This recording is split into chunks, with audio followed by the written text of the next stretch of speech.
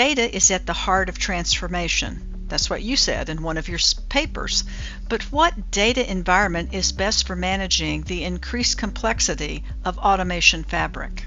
So I did a case study a few years ago on a company called Gojek, which is a unicorn, decacorn, I guess now in Indonesia. But they established kind of a very strong data fabric to make sure that the business data coming on their platform was consistent in real time and accurate and could really be relied on. But what they also did beyond that was to make sure that this data was available in a sort of no boundaries, no barriers sort of way to every employee that worked in the organization. So firstly, they established a process where every single business event, as it happened, would be broadcast across the business over Kafka.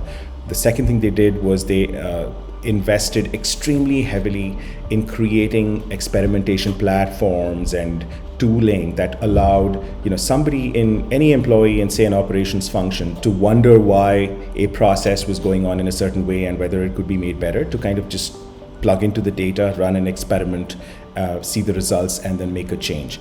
And the third thing that they did was they made very high investments in training. And when I say training, this is not just tool training. It was all the way down to just teaching somebody in a line function, for example, what statistical significance means, and so what impact does that have in the context of how to think about data and how to apply it to a business process. And I think that goes hand in hand with automation literacy. So some of the early chief automation officers that I've been speaking to have already created very strong links with the chief HR officer or employee experience teams to make sure that automation mindsets are plugged in to and are critical to the training, the learning and development process. I wanted to make sure that we understand this, right? You can have the best technology in the world, but ultimately it's about application, it's about culture. And when you're thinking about transformation at the level that you could possibly affect with automation and with data, not losing sight of this human element and aligning all of it together so that it makes sense for